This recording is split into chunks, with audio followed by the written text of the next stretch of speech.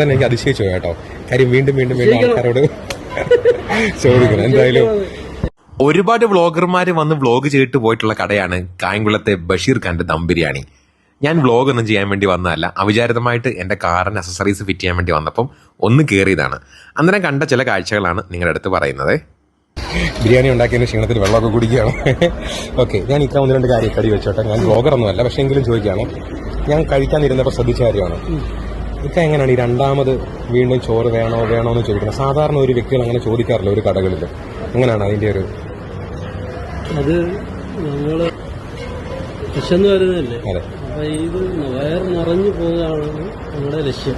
അതെ, അതിനകത്ത് എന്ത് വിട്ടുവീഴ്ചയ്ക്കും നമ്മൾ തയ്യാറാണ്. ഇവിടുന്ന് സന്തോഷത്തോടെ പോകും. നമ്മുടെ ലാഭവും ഒന്നും നോക്കുന്നില്ല. നമ്മൾ കഷ്ടപ്പെടുന്ന പൈസ അതെ, തീർച്ചയായിട്ടും. ഈ പൈസക്ക് മൂല്യം വേണം. തീർച്ചയായിട്ടും. അതിന് നമ്മൾ എന്ത് ചെയ്യണം? ഞാൻ ശ്രദ്ധിച്ചു, അടുത്തിരിക്കുന്നവരൊക്കെ പറഞ്ഞു ആവശ്യം പോലാണ് തരുന്നതെന്ന് പറഞ്ഞു. അപ്പൊ അതൊരു തൃപ്തിയോടെ കൊടുക്കാൻ പറ്റുന്നു അല്ലേ? ഭയങ്കര സന്തോഷമാണ്.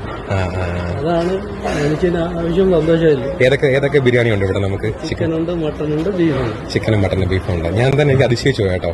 കാര്യം വീണ്ടും വീണ്ടും വീണ്ടും ആൾക്കാരോട് ചോദിക്കണം. എന്തായാലും അനുഗ്രഹിക്കട്ടെ. തീർച്ചയായിട്ടും നമ്മള് വരുന്ന കസ്റ്റമറിന് വയറ് നിറച്ച് കൊടുക്കുക എന്നുള്ളത് എന്ത് പ്രശ്നം ഉണ്ടായാലും പുള്ളി പറഞ്ഞു കേട്ടോ. അവിടെ വരുന്നവര് വയറ് നിറച്ച് സംതൃപ്തിയോടെ ഭക്ഷണം കഴിച്ചിട്ട് പോകുന്നതാണ് പുള്ളിയുടെ സന്തോഷമെന്ന്. എങ്ങനെയുണ്ട്? അങ്ങനെയും കുറെ നല്ല മനുഷ്യരല്ലേ? അതാണ് ബഷീർക്ക. കട MSM കോളേജിന്റെ നേരെ ഓപ്പോസിറ്റ് കാണുന്നതാണേ. അതാണ്ട് ഞാനിതൊക്കെ നിങ്ങളിൽ എത്തിച്ചില്ലേ? എളുപ്പം എൻ്റെ ചാനൽ സബ്സ്ക്രൈബ് ചെയ്തേ, ബെൽ ബട്ടണിലൂടെ പ്രസ് ചെയ്തേക്കണേ.